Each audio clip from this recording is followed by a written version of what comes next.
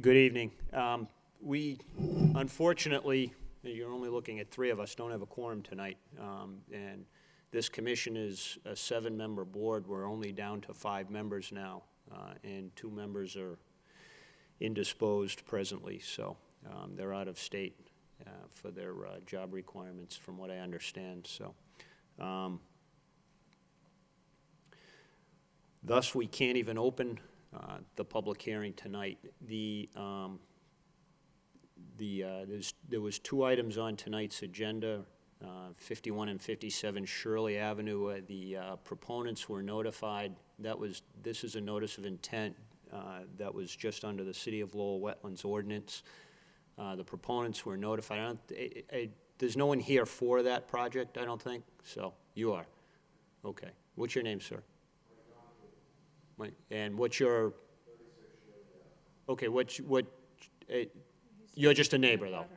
Okay, you're in a butter. Okay, all right. Do we receive any communication, Joe, back from Mr. Erickson's office regarding whether they want this continued, or I know we extended to them that we wouldn't have a quorum tonight, but. Yeah, we never received any communication back to us letting them know that we were not going to have a quorum tonight. I mean, I can't even, since we can't even open the public hearing, it will be on the agenda for the next meeting. So if you're here tonight for that, this item will be on the next meeting's agenda, which will be March 12th. 12th? Yeah. Okay. However, that's all I'll say on that. The next item that was on the agenda was the City of Lowell DPD for the proposed recycling center, and that has been withdrawn. Okay, so the city has withdrawn that request for the location on that site, so nothing was going to happen there. The last item, which would have been another other business, was an enforcement order on Broadway Street, and it was regarding dumping of plowed snow into, is that the Pawtucket Canal? Yeah. Yeah, okay. I just want to say, to anyone listening out in the city, contractors, snow plowers, whatnot, in this day and age, I can't see how anyone can see how that's an acceptable practice.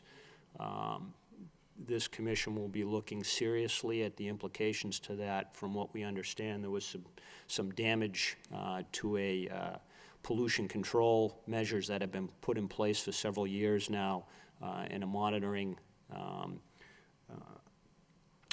process that has been going on due to a contaminated site that was leaking into the canal, and has put that project and that remediation in jeopardy because of what happened.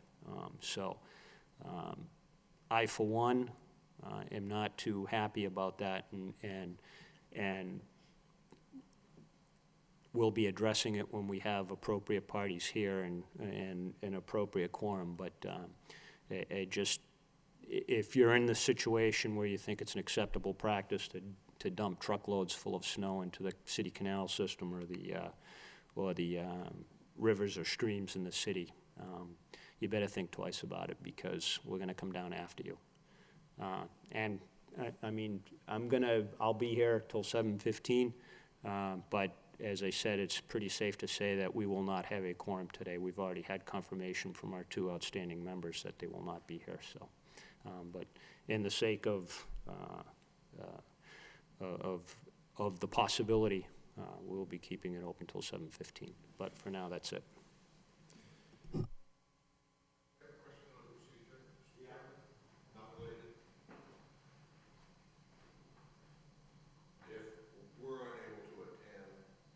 A meeting where a project is being considered that we very much want to speak on,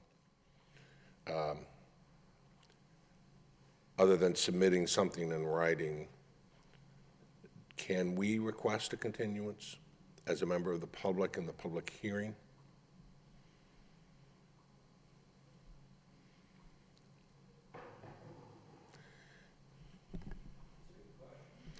we,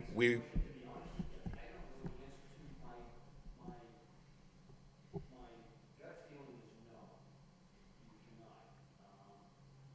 That only, the proponent of the project, once they apply, is entitled to a decision from the board within a certain amount of time, depending on the right, type of project. right. The commission may request further information if the commission, for instance, felt that what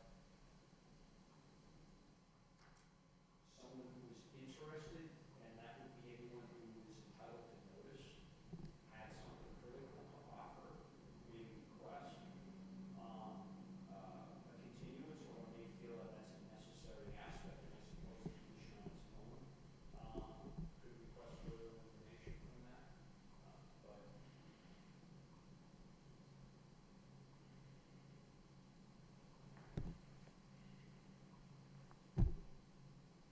apparently, yes. So I can do more reading, but apparently, yes, you can.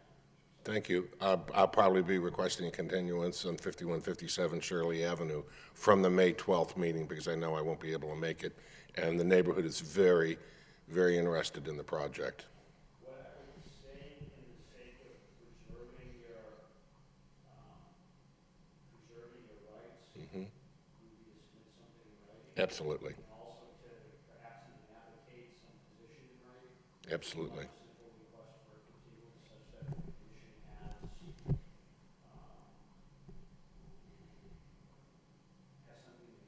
Great. It has a factual basis to request for continuance. I'd be delighted. That case has already been prepared. Thank you.